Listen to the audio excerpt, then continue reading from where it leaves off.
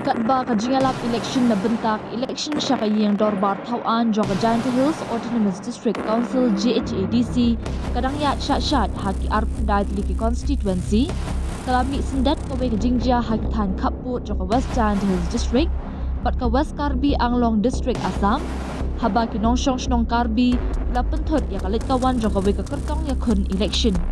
kat kum ki kubor balayok lum ka kertong jong kaseng Indian National Congress INC na baru tu mukro constituency ka kong Banikas Laban pat ka kenhun jong ka kila syak pensangi lenti hagi Karbi hakasnong Kermi hapo West Karbi Anglong District Assam hakasini thok ding menta katayong kakong Laban bar ka kenhun jong ka kidang temu banlet syakasnong Sabah kapadang hajan kasnong mukro na benta banlet yalap election Andre andala poy hakasnong Kermi pat ba Karbi kila pensangi eki pat keli balai kilat yalap election nakasnong jongki kabahap hapo West Karbi Anglong District Assam kila ongru ya kakong Laban baka deben shim jingbit swana ki buat nya jong ka West Karbi Anglong District shwa bakan ya den ki nakasnong jongki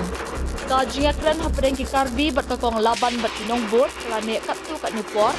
Henry hadien katu kat ni ki Karbi kala sya ka ban beteng ya ka jingat den ki jongka syakasnong Sabah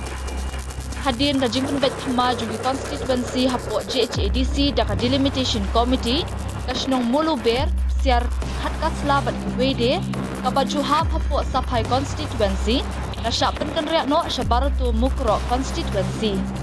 ki kumta ki kertong ya kun election ki hap man lingba kisnong Karbi kinang man khamjan jingya lenti na than mukro sya ki than siar hatkasla ni na than siar hatkasla sya than mukro